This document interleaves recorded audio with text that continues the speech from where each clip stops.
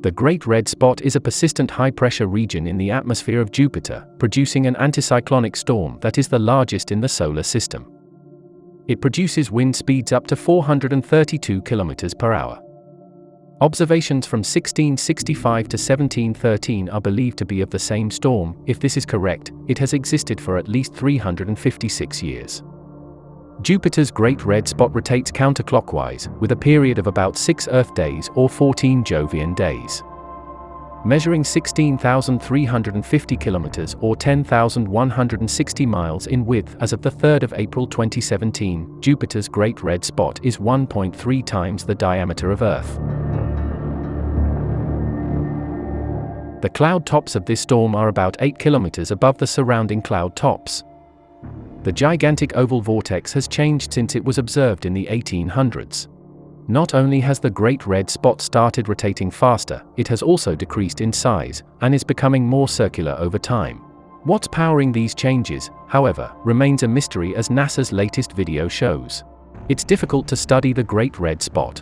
There isn't much data describing what's going on inside the storm beyond the surface, and changes can often take a long time to notice. For example, the changes in Hubble's measurements of the Great Red Spot are relatively small. The wind speed changed at a rate of just 1.6 miles per hour per Earth year. The smallest detail astronomers can see on the Great Red Spot is 105 miles across, about twice the length of the US state of Rhode Island. Astronomers have pursued ongoing studies of the king of solar system storms since the 1870s. The Great Red Spot is an upwelling of material from Jupiter's interior. If seen from the side, the storm would have a tiered wedding cake structure with high clouds at the center cascading down to its outer layers. Astronomers have noted that it is shrinking in size and becoming more circular than oval in observations spanning more than a century. The current diameter is 10,000 miles across, meaning that Earth could still fit inside it.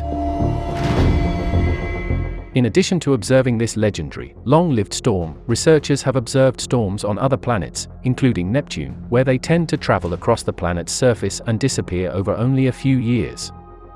Research like this helps scientists not only learn about the individual planets, but also draw conclusions about the underlying physics that drive and maintain planet storms. In the months after they first recognized the spot's unusual behavior, the amateurs around the world monitored it at virtually all hours of the day and sent their images to the scientists at NASA's Outer Planet Atmospheres Legacy program. The storm looked to have undergone a sudden contraction, though more recent amateur data suggest it has since returned to its former size. But when the scientists analyzed its behavior using the amateur images along with the higher resolution Hubble photos, they arrived at a very different story.